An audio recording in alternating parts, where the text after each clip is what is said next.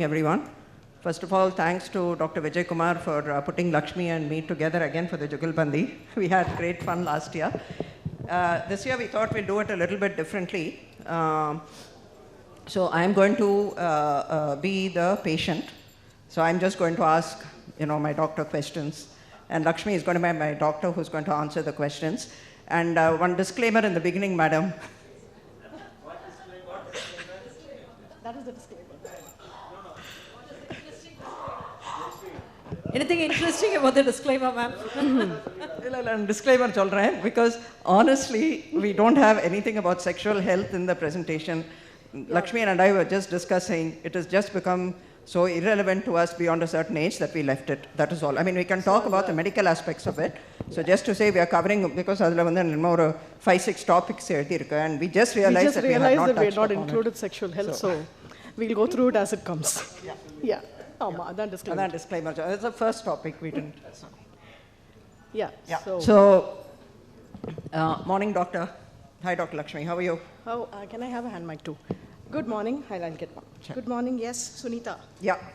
So, I'm just here because I've been having irregular periods for the last it's actually been irregular ever since it started, but the last 2-3 years it's become worse. Sometimes it goes for like 3-4 months and I don't get a period. And every time the cycles did not come when I was younger, my mother would just take me to the gynecologist and she'd give me these 21-day pills for like 3 months. After I took it, the periods will be regular for 2-3 months and then they'll stop coming again. So I just wanted to check on this. Is this okay? I'm quite happy to not get my periods. It doesn't matter. So let it come when it comes. It's not particularly heavy when it comes. I'm quite happy. So is it okay? Can I just leave it like this? I just wanted to have a checkup, Dr. Lakshmi. Yeah, sure. Before we go any further, are you married or single? Currently single. Currently single, right. And can I know a little bit about your background? Where do you work? Are you working, studying? What are you doing? What is your lifestyle like? So I've just started working about a year back. I work in in a multinational company. Earlier it was a hybrid model. Now I need to go to work. Pretty much my days are packed. I do have to travel frequently, at least about 3 days a month. I'm out of the city. And honestly, absolutely no time to exercise. Yeah, that was what I was getting to. Yeah. So you have no time for exercise? No, absolutely no time to exercise. My day starts at, I wake up by about 6 o'clock, but then by the time I come back from work, it's around 9 o'clock. No time at all to exercise during the day. Yeah, so I think we will just stop there and dwell upon this a bit. So I think you just heard a typical case history that all of us come across in practice, right? So invariably you have this corporate young working woman who's all out from morning to night. They hardly even get to see sunshine, and they come and tell you that they have irregular periods, they have difficulty in doing the day-to-day things. Even exercise becomes a major factor. So this is a very, very typical case to start with. So examination-wise, if I have to go ahead, she's definitely in the overweight category. BMI, as you can see, is 28. And notable presence of acanthosis nigricans around the neck, and no visible hirsutism or acne. Normal blood pressure and pulse. Rest of the systemic examination, unremarkable. Lab evaluation, free testosterone was mildly elevated. Thyroid function tests were normal. Prolactin was normal. HbA1c, as you can see, is 6.4, suggesting prediabetes. So at this juncture, you've just listened to the history. You have a young girl, 25, single, with irregular periods, who comes in with these kind of symptoms, and the physical examination is quite suggestive of overweight, obesity, with evidence of insulin resistance. Over and above that, you have an elevated free testosterone and a HbA1c of 6.4. So I think putting all this together, we will have to take a hint at this and tell the patient that you probably are heading to PCO, and then the impact of PCO right now on her health, as well as take her through what it means for the rest of her life, right? So that is what I would be telling Sunita at this point of time. So there is a good probability that you are running through PCO, and we will have to work on this. But I had a scan done about a year back, and even when I was younger, none of my scans ever showed PCOS. Right. How can you be so sure it is? I think that is a very, very common question, isn't it? Most of our patients firmly believe that only if you see polycystic appearing ovaries on ultrasound are you even allowed to make a diagnosis of PCOS, what we are generally even told by the patients. And they invariably come and tell you about the size of the follicle, as sir mentions, and they are really stuck to that. They don't care about anything else. My scan is normal, how can you say that I have PCO? But if you have to really look at the criteria here, the revised Rotterdam is what we commonly use to make a diagnosis of PCO. So all that we are looking at is clinical and biochemical signs of hyperandrogenism as is present in this patient, along with oligo and anovulation. Again, from the history you get that detail, you really don't have to break your head about it. Polycystic ovarian morphology is yet another parameter that you look for, but not the only parameter that you depend on to make a diagnosis of PCOS. So ultimately, 2 out of the 3 criteria, whether it is A, B, or C, as well as exclusion of other endocrinopathies. I think I would really stress a bit on an exclusion of other disorders, because you really don't want to rush through the cups and say you have PCO when some other endocrine pathology is lying underneath. So take your time to make a diagnosis.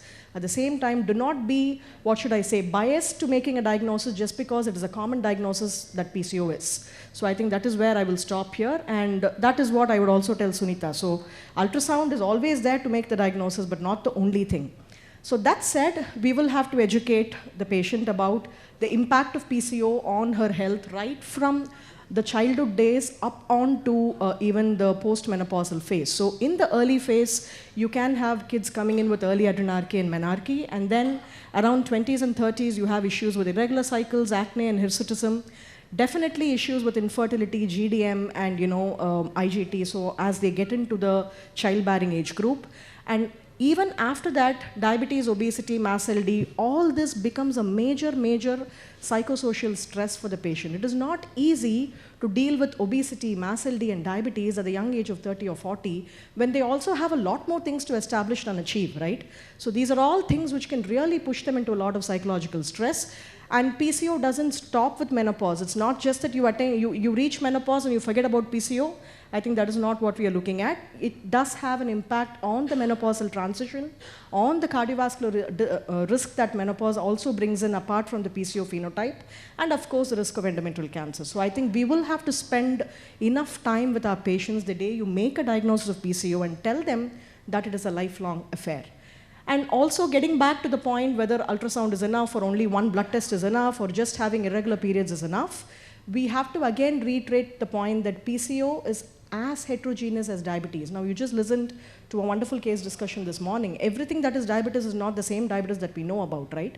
So same thing with PCO. You have different, extremes of the presentation, and you can lie anywhere in this circle. You can have a non-hirsute PCO, you can have an ovulatory PCO, you can just have clinical and biochemical hyperandrogenism, which can just put them in the spot. So ultimately, you need to have a mix of everything, and you should be open to picking out all these things in this patient. And last but not the least, I would also like to push this point that it is enough if you have clinical signs of insulin resistance. There is actually no need to run an insulin assay or a HOMA-IR in these patients. There is no major need to do an LH-FSH ratio that is popularly done. Again, AMH is just going to tell you the ovarian reserve, but it does not come in handy when you make a diagnosis of PCO. And no ultrasound until 8 years after menarche, when the gynecological age is actually established. So these are all things that we need to keep in the back of our mind, mainly to avoid unwanted testing, and also to keep in mind that patient is after all spending for every test. So that said, you will have to keep these things in mind. Sorry, Lakshmi, I do have to interrupt. Sure. I forgot to mention this. The current diagnostic criteria for PCOS also includes an elevated AMH as saying that you can use that as a one of the things. In the absence of an ultrasound, because ideal ultrasound should be a pelvic ultrasound. Correct. So if you can't really, in an unmarried woman, you can't really get a pelvic ultrasound, you can do an AMH. Absolutely. So an AMH, which is above the upper limit of normal for the lab for that age, is considered also one of the diagnostic markers. Yeah, absolutely. Lakshmi, I have a doubt. We do come across PCOS. That is, they come with the complaint of this irregular periods, all that when we do, they have all this, but they are very thin. Exactly. Still, can we have, and again, we do come across in type 1 patients. Yes, for the sake of PCOS. Audience, you can throw some lights on that. Definitely. Thin PCO is also there. See, it is not just about overweight and PCO. It's about, like I told you, ultimately you need to have only the criteria for hyperandrogenism, and thin PCO is also one of the, like I mentioned in that Venn diagram. Every possibility is there, but just that you have to keep in mind that there is also. Again, we do come across in type 1 patients. Absolutely. Yes, madam. So yeah, back to Sunita. Yeah. Yeah. So how can I manage? I mean, apart from my, I know what you're going to tell me, doctor. You're going to tell me to exercise. Can you not give me a pill that's going to fix all this, that I can just take and forget about it? So that is what all our patients want. They just want quick fix solutions to everything. And you're really in the spot when the patient is so well informed and smart. Not to mention Dr. Jaishree, but still, it is very difficult to manage today's young, smart patients because they're so well informed and they just want, the direct answers to what they want. They are really, well informed. So yeah, like we know, everybody wants a quick fix solution. They just want to regularize their periods. I think that becomes the major, concern, like what even Sunita has. So but I think we will have to, tell them that it is not just about regularizing the period. It is about the entire, treatment basket that you have to do for PCO. It is not just establishing ovulation. It is about taking care of the skin issues, acne, hirsutism, taking care of the metabolic abnormalities, right from dysglycemia, obesity, dyslipidemia, blood pressure, and also the emotional factor. I think emotional factor cannot be, ignored in these girls. You really have to sit down, talk to them, talk with them, the family. It becomes a major taboo. Whatever it is, it sticks on to them when you say that you have PCO. So I think it is a complete treatment that you have to provide and not just target one single factor. So ultimately, how do we go ahead and treat these patients? Naturally, you want to regularize cycles and take care of the endometrium, that is with OCPs. Hirsutism and acne, spironolactone can come in handy. Diabetes and infertility, we know that we have insulin sensitizers and of course clomiphene to take care of the ovulation. So that is broadly how you take care of these patients. Yeah, so coming back to me. So I look at the HbA1c, I'm really worried about it, Dr. Lakshmi. HbA1c of 6.4. My mother got diabetes when she was in her 50s. Right. And also I have a cousin who also was diagnosed with PCOS, and now she's in her 30s and she's not been able to conceive. And it's to the point where their marriage is on the verge of breaking up. Is that what is going to happen to me? I'm really worried about it. Is there any way I can prevent it? Yes, Sunita, your concerns are quite genuine because you also have an issue which has to be dealt with from now to forever.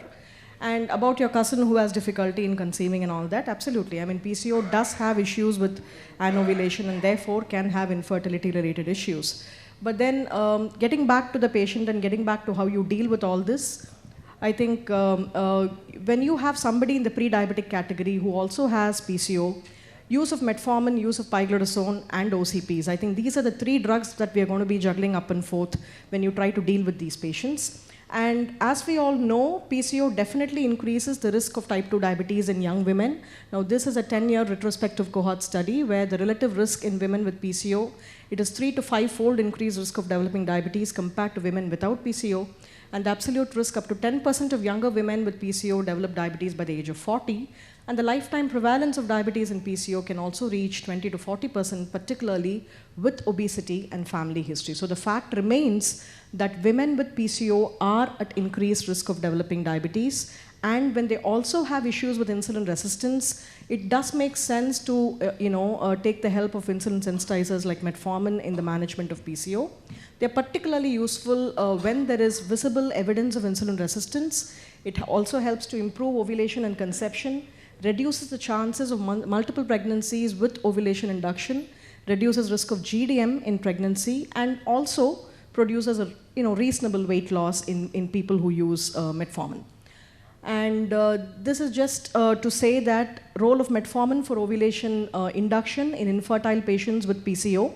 And according to this guideline, we understand that metformin in combination with clomiphene improves ovulation and clinical pregnancy rates, but does not improve live birth rates compared to clomiphene alone. So the point here is that the pre-pregnancy use of metformin, which is stopped after pregnancy, does not affect the rate of miscarriage, and metformin alone cannot be relied upon. I think that is the point here. It is not a magic pill. It is not a magic quotient that you take just to produce pregnancy, right? You need metformin along with clomiphene in order to establish ovulation, and a combination therapy is always better.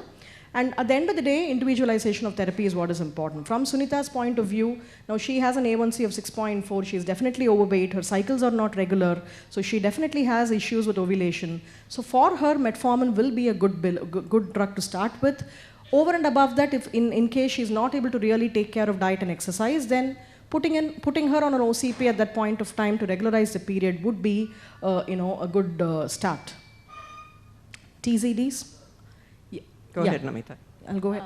I just wanted to know whether you will stop metformin when the patient gets pregnant, because we generally don't stop metformin. That is right. We generally continue metformin up until at least the first trimester, because Yes, they do. we have come across miscarriages after stopping. Absolutely. It is not mandatory. That's if the patient is already on metformin, you can continue into the first trimester, but you don't start. Sorry. Continuing metformin is what the guidelines say. I stand corrected. If We don't initiate it. If they're already on metformin, you can continue. So they say that you can even consider continuing it all through pregnancy. Particularly if you look at the UK guidelines, they say that you can continue the NICE guidelines. Anyway, it's initiated even for gestational diabetes. Correct. The American guidelines are slightly different. They don't initiate metformin for blood sugar till after the 28th week. So before that, they don't initiate. They also say definitely up to the 3rd month. After that, depending on a case-by-case basis. Yes, as Dr. Jaishree rightly said, it can be used before, during and after conception till delivery. UK has approved. Yes. Nice. And generally, I think as a practical point, I monitor the... Sorry, sir? Sir. Yes. Yeah. So as a practical point, either if the baby is not gaining weight or the mother is not gaining weight, I think most of us would try to stop the metformin or reduce the dosage of the metformin. And also, I think a point about the dosage of metformin, the dosage that was used in the studies which showed an improvement in PCOS, minimum somewhere around 1.5 grams is what they use, 1.5 to like 853 times a day, around 1750. I'm not sure how many people in our country are able to tolerate that high dose. Generally, even you go from 500 once a day to 500 twice a day, they'll say, Thalasutar, the doctor, and I stopped it. So, but the ideal dose is around at least minimum 1 gram, if possible up to 1.5 also.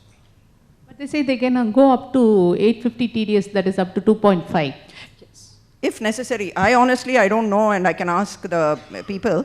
I don't know how much more insulin sensitizing effect or weight loss effect you're going to get if you're going to go, particularly in a PCOS situation. I don't think you're going to get that much benefit beyond 1.5 or 1. Without all our advice, of course, OGs are using like that. That's what I was going to say, exactly. Very popular pill is metformin along with that myo-inositol. Very, very popular. I mean, that is a standard that you see invariably. Yes. Yeah. And TZDs, again, I think the mechanism of action pretty much the same. They're powerful insulin sensitizers and can help PCO patients with better ovulation rate and also improve the androgen excess and delay the onset of diabetes. But naturally, you will have to be a little cautious about fluid retention, weight gain, and not a great drug to continue when the woman is thinking of pregnancy. So TZDs are okay, but when the person is already overweight, already having issues with the way, reducing weight, so on and so forth, then that becomes not a very popular choice. So can it be used in thin PCOS instead of metformin? Definitely, it is a wonderful insulin sensitizer. You just want a touch of insulin sensitivity, nothing like TZDs. So they really do the job well. And Lakshmi, your take on myo-inositol, are we using it? Because that is, as frankly, I don't continue myo-inositol because it's just been given and it is there in the prescription. But I don't add it, nor do I comment on it. I just leave it to the patient. But frankly, no data to support it. If we are starting the pioglitazone for a patient who is, obese, maybe lean PCOS, so when to discontinue that medications if I think that's a point even about metformin. We don't really have any guidelines about how long to... Because you say that you can continue the metformin from the pregnancy. Yeah. When to stop this pioglitazone once the pregnancy So is planned? actually, pioglitazone, there are studies where they've used it as an insulin sensitizer along with the clomiphene also. So fertility centers actually, if the metformin alone doesn't work, they are using pioglitazone. As soon as pregnancy is confirmed, they stop it.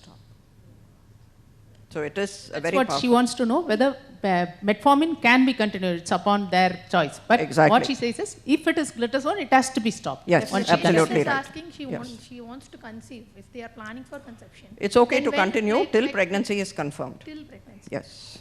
Ideally, you tell them to stop if they are planning to start a family, because these people, they don't even come to you. They think they have irregular cycles. They don't know when they actually missed their period. So you really don't, you're not very sure. So the medico-legally safe aspect would be to stop it if the moment you're trying to conceive. Better to avoid is how, the role of GLP-1 analogs for this patient for weight reduction.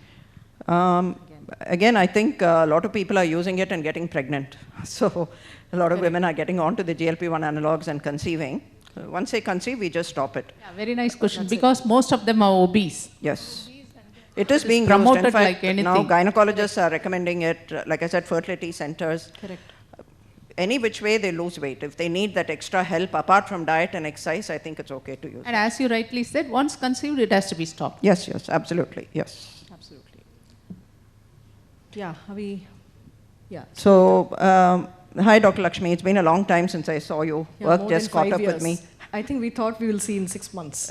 So that's a sorry. typical patient, right? Yeah. We ask her to come in 6 months and she lands 5 years later. Yeah, yeah. Sorry, I didn't realize so much time had passed. Oh, You yeah. know, life just goes on. So, now I've changed my jobs. I'm working in a different company, but my hours are the same. And I mainly wanted to come and see you because I'm getting married in about 6 months, and I don't know whether it is the stress of the new job or whether whether it is the stress of the marriage. wedding. I've gained more weight.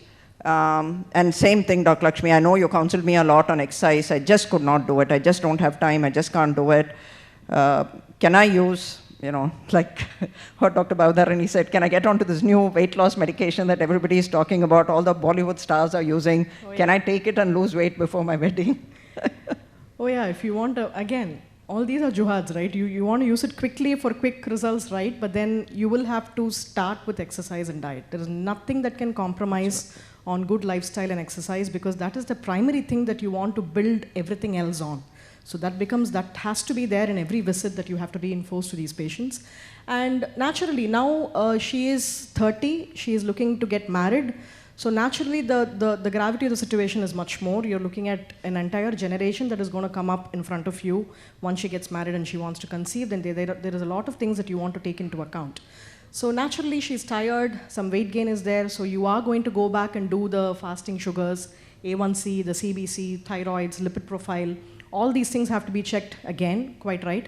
And relationship of anemia, iron deficiency, and diabetes. Now, I will spend a moment or two on the importance of iron deficiency and diabetes. But then Sunita's reports right now, TSH is at 12, T4 is normal, hemoglobin is 9.4, A1C has crept up from 6.4 to 7.2, and triglycerides are at 325. So a word on iron and pathophysiology of diabetes. Now this is a wonderful paper which I got to do a couple of months ago in a journal club. Now this speaks about the impact of iron. Iron, as you understand, is a potential antioxidant, potential oxidant, right? So when iron is there, iron can impact glucose homeostasis in various ways beyond what we actually understand. So right from high or low iron states, you have a lot of oxidative stress that happens, and they can really have an impact on beta cell survival, on gluconeogenesis, on the gut microbiome, and also on the metabolic rate, the fuel choice, the cytokines. In every organ that glucose is important and insulin acts, iron has a role to play. So iron cannot be dismissed at face value saying that it is just going to affect the hemoglobin and you just take a couple of iron supplements and you get better. No, iron also has a role to play when it comes to insulin and glucose homeostasis in the system. And of course, the HbA1c paradox with iron, now that is always there. You can have issues with overestimation and underestimation. Iron deficiency can alter the RBC turnover with fewer and newer RBCs due to anemia. Hemoglobin has less time to glycate, but paradoxically, iron deficient hemoglobin can glycate more readily in some cases and artificially inflate the HbA1c levels in spite of having normal blood glucoses. And A1C underestimation is also known to happen in iron deficiency anemia, where the glycation window is altered, leading to lower HbA1c levels than expected, masking true hyperglycemia. And insulin resistance, as I mentioned, iron is critical for enzymes that are involved in glucose metabolism, and iron deficiency can disrupt these pathways, impairing the insulin signaling and worsening the fasting glucose levels. So it is worthwhile to take care of the iron in these people, put them on a high iron diet, if necessary a short course of oral iron if they are really having difficulty in meeting out the hemoglobin requirement. And at this point in time, she must definitely be on a metformin, on lifestyle, iron, and a good diet plan. Thyroid. Yes, of course, thyroid, a TSH of 12. So see, I told you, smart patient. So she reminds me. So that as well needs to be addressed because she's looking to start a family, she's going to get married, so TSH of 12 cannot be ignored. So she will have to be on a thyroxine supplementation at that point of time. Yeah. So And you're then- telling me I've developed all these things, Dr. Lakshmi, and the triglyceride is very high. Do I not need a medicine for the triglyceride? Definitely very you need high? one, but then again, statins become a concern when you are looking at pregnancy and childbirth. So again, if 6 months is a definite period of time that you have in front of you, because what I understand from the patient is she has 6 months to get married, so you can probably keep her on a drug till then, and then once she is beginning to think of starting a family, I think we will have to pull out the statins and keep it only on diet and lifestyle at that point in time. And then, So the triglyceride per se, you don't need to, I think, give anything. Triglycerides only need to be treated if it's above 400 or 500. But then anyway, anyway the Exactly, once you take everything care of will come glucoses down. and Yeah. thyroid, this gets better. Including the LDL. Yeah, not very Not much. very much. Not very much. Right, sir. So, but I'm just worried, Dr. Lakshmi. You're telling me I have a thyroid issue, my triglyceride is high, my sugars are diabetic. First of all, can I get pregnant? You remember that cousin I told you about, her marriage is broken up. So, Yes, I sadly, remember. because she couldn't have a baby. So, will I be able to get pregnant? I'm really worried about it. Yeah, I think of all the things that Sunita did well or did not do well, the only thing that she has done well is to think about discussing all this with her doctor before she becomes pregnant, right? I think that is the one single message that we need to spread to our young girls out there. Preconception care is something that we really need to give these women even before they actually conceive. There's no point in talking about it once she's already pregnant because you really want to take care of it much ahead. So you will have to talk about obesity, PCO, hypertension, anemia, your impaired glucoses, and of course smoking and alcohol. It is not that uncommon anymore to find girls, smoke or consume alcohol. So these are all things that you will have to sit and talk to this lady before she even conceives. And if you just ask me, point out just one thing that you want to talk about, forget everything. If there is one thing that you want to address, I would just say it is obesity. So just take care of the weight and half your problems are sorted. So like we just discussed, take care of the weight, take care of your lifestyle. Most of these things are going to fit in. So preconception. So what you're saying is we need fitness to conceive. Absolutely. Fit to conceive. Absolutely. I think we look at fitness for multiple things, but you are bringing in a new life, and we all know about the intergenerational transfer. So the womb is what is most important. There is no point in bringing in a new generation which is going to be completely messed up right from the day it's born. So absolutely, if there is one thing that we have to take home as far as women's health is concerned, I think it is preconception care and taking care of what happens before somebody gets pregnant. And obesity, this is just in a self-explanatory slide, right? It is so sad that the deeper the shade of red, the more the obesity rates are. So Chennai, Tamil Nadu, all of us are happily red. So that is the extent of obesity that is happening right now. And obesity and abnormal weight gain during pregnancy and failure to lose weight after delivery are strong predictors for recurrent GDM and cardiovascular disease. So it is not just in the index pregnancy, it is also important to shed the extra weight gained in the previous pregnancy before they look at conceiving the next time. So these are all things that we need to keep talking to this lady as and when you find the right opportunity.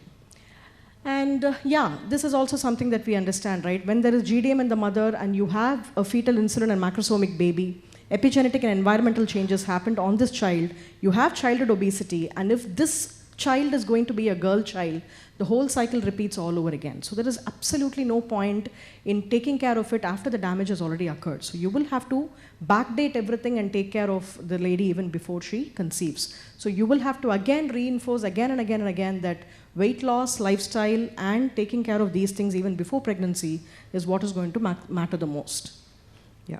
And now So- she is at 45 years. Yes. So Now hi, I'm back. Sunita. Hi, Dr. You're back. How are you? I'm good. I'm very good. Yeah, what are you now? I've become vice president at my company. I have 2 children, thanks to your help, Dr. Lakshmi, and they're also doing very well. My periods are coming once in 3-4 months, but I think at my age, maybe I'm entering the menopause, so maybe that's what it is. I've just started exercising. I think finally the last 20 years of your advice, I've taken it to mind, and I've just started exercising now.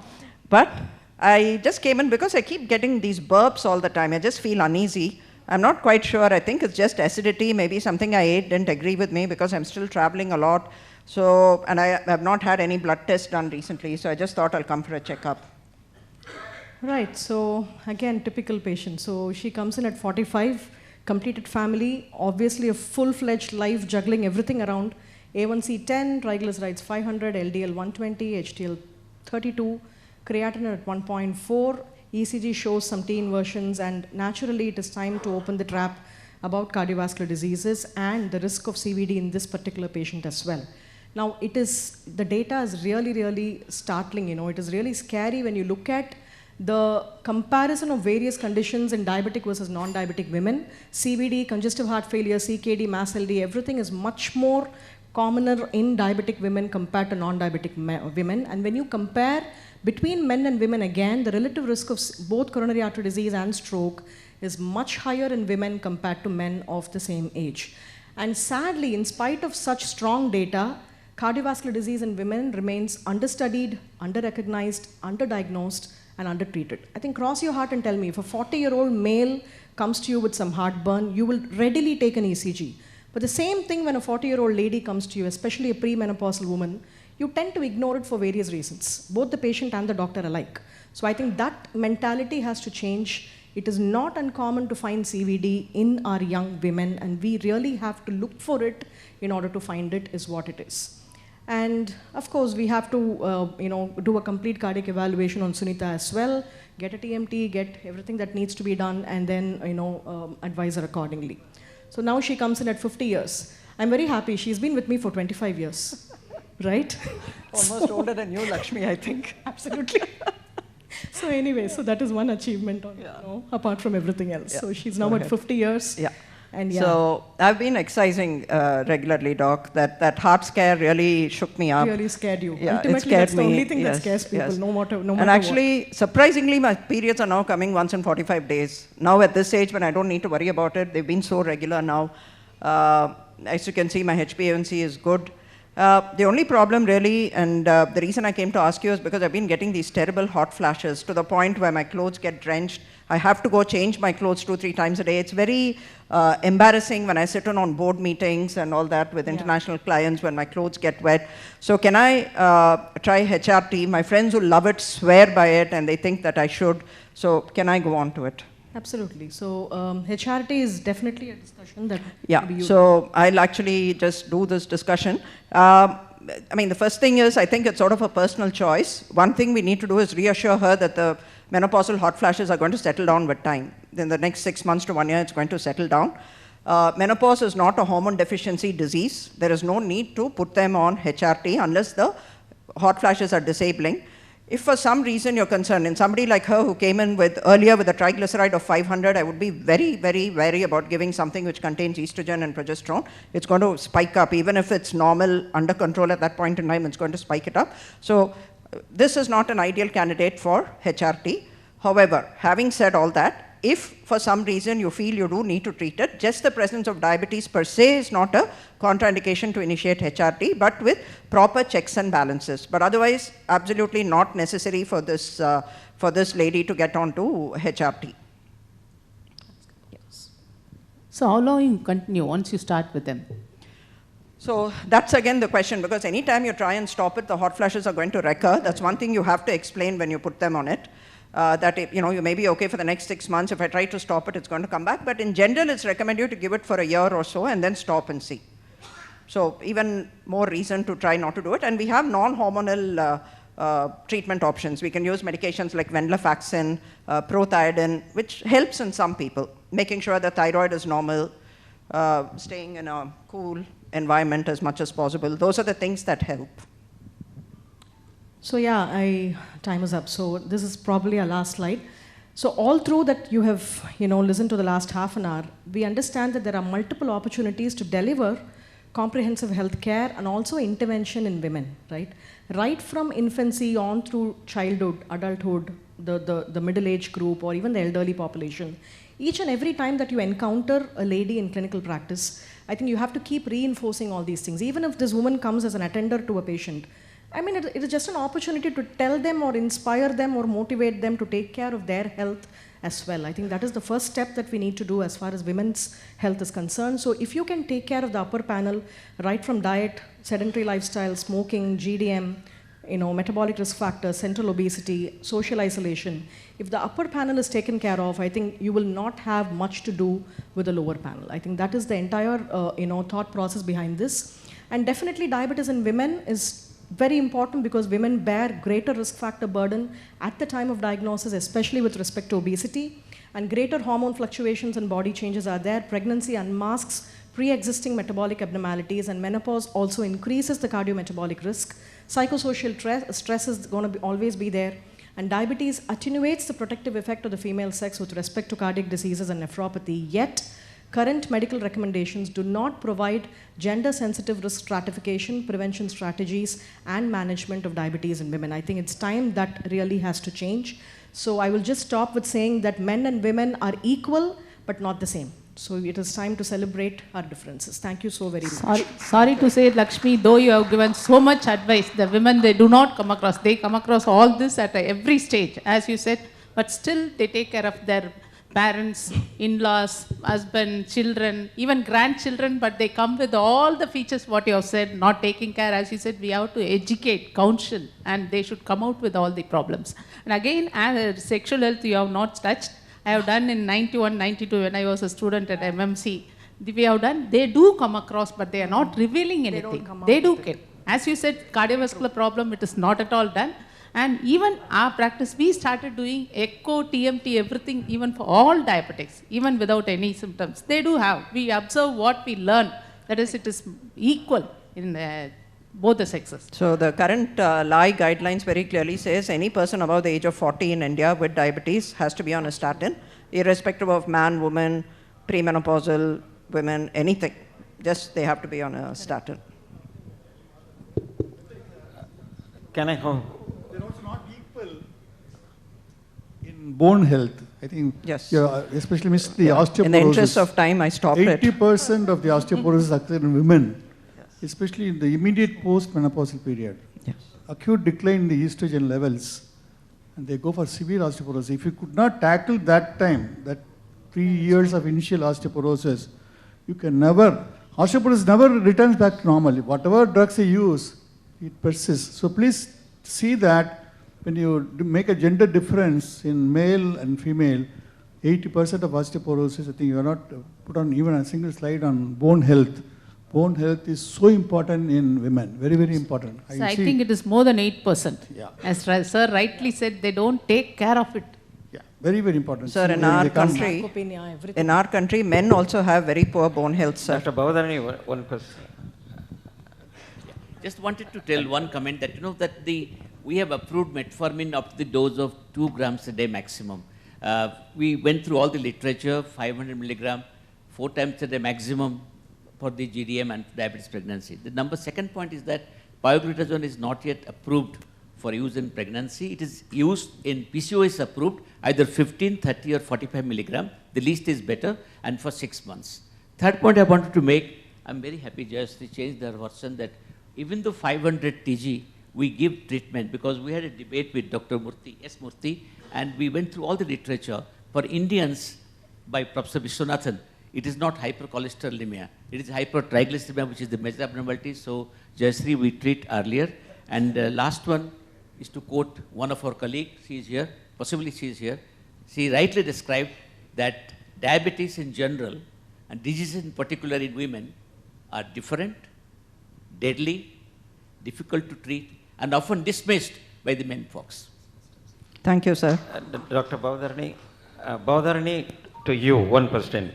You said we do come across PCOS, polycystic ovarian syndrome, in patients with the type 1.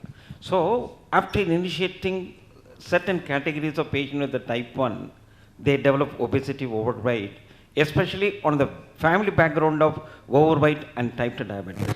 We normally regularly screen and we refer our patients to gynecologists for their opinion, but we have not come across any patient presenting with criteria for PCOS. Yes, what is the percentage or incidence in your study? Actually, we have not studied, but I just want to inform that we do come across PCOS in type 1 also. We means I and my doctors. husband, Dr. R.E. Children. No, they're okay. We both are diabetologists. Okay, no problem. And next is Dr. Lakshmi. In the initial slides, diagnosis, HbA1c 6.5. So please inform all the participants that it has to be tested only HPLC method. Because majority of the gynecologists, they do point of care testing and they immediately tell you are diabetic. Thank you, sir. I would like to bring to the August forum that we have spoken much about all this health, but you have failed to update the HPV vaccine. Why? Human Actually, papilloma we have virus for so all many ladies. topics which we can discuss. No. Vaccine, I'm not HPV asking for vaccine. discussion. Madam, you should be said at least one word. All ladies above 9, up to 45 of recent data should be given HPV vaccine. It's taken, sir. Another doctor, sir, I just want to have one doubt. You are saying glitazones, it can be taken for 6 months. If she happens to be very young. Yeah, I know. But my question is, if she happens to be 12, 13, we are getting a lot at a very younger age, but they get married very late. So in that case, after 6 months, whether we can continue with metformin or what to do? Number one drug is metformin. And rarely we need to go for the glitazones. And if you're going, the caution is given because not to use it for too long. That's it. Sir, that is, Jaishree, I just want to say, that is, they are coming at the age of 13, 14, but getting married very late. If at all we are starting with glitazones, and as sir said, we are continuing for 6 months, what to do further? No, you have to stop and see. First of all, I don't think pioglitazone is approved in children that young. It's only after the age of 18 anyway. So I would not use it. Only metformin in that age group. Metformin, sometimes you need to continue. Generally, at the end of a year, year and a half, if the periods are coming and they've lost weight, I would stop and see. If invariably they go back to being irregular, then metformin is okay to continue long term. Pioglitazone, that is why I think it's better that you use it for some other specific indication. I think the discussions can go on. Last question, please. Myoinositol, no scientific proof. That's what Lakshmi said. Gynecologists love it. Patients love it. I don't know whether it's a placebo effect. They love it. The way I look at it is it doesn't harm. If they are already, I don't initiate. If they're already on it, please continue. If you want to spend your money on it, please continue. So I Metformin? think Yes. Very much so.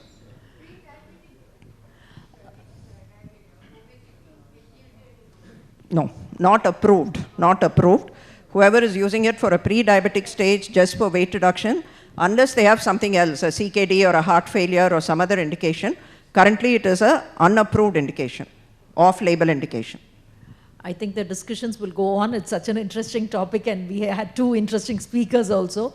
So I thank the organizers, especially GVK sir and Lakshmi and Jaishree ma'am for this wonderful discussion. Thank you one and all.